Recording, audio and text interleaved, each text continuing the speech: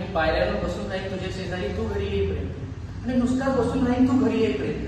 तुला यायला उशीर झाला तर मला काळजी वाटेल, आणि तू लवकर आलीस तर खूप छान. तुझ्यासोबत तुझ्या पार्ट्या नाही आणि नाचे लागते मनातले सगळे विचार संपेपर्यंत.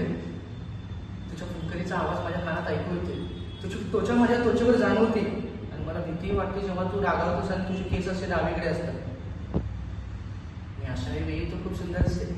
खरं तर मला तुला ना एक मांजराचं पिल्लू घेऊन द्यायचं आहे, पण मला जळायला वेळी जर माझ्यापेक्षा जास्त त्याला अटेन्शन मिळालं तर, आणि तुला त्रास देणाऱ्या घरातल्या सगळ्या जोरांना हाकलून लावे ना, आणि तुला गिफ्ट दे जी तुला नको असतं, आणि ती परतही घेऊन जाईल कारण ती तुला नको असतं, आणि परत तुला विचार तू माझ्याशी लग्न करशील, आणि तू परत लग्न करशील.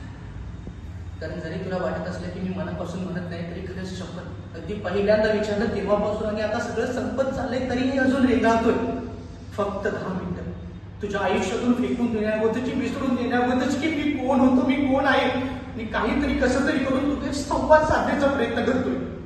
काही तुटपुंज भावनांबद्दल न सपणाऱ्या, अथांग उत्स्फूर्त कधी कधी झगडणाऱ्या, तर मला अधिक चांगला माणूस बनवणाऱ्या, पवित्र, अशांत, स्वस्थ, अमर्यादा हे जे प्रेम मला तुझ्याबद्दल वाटतं, कायम कायम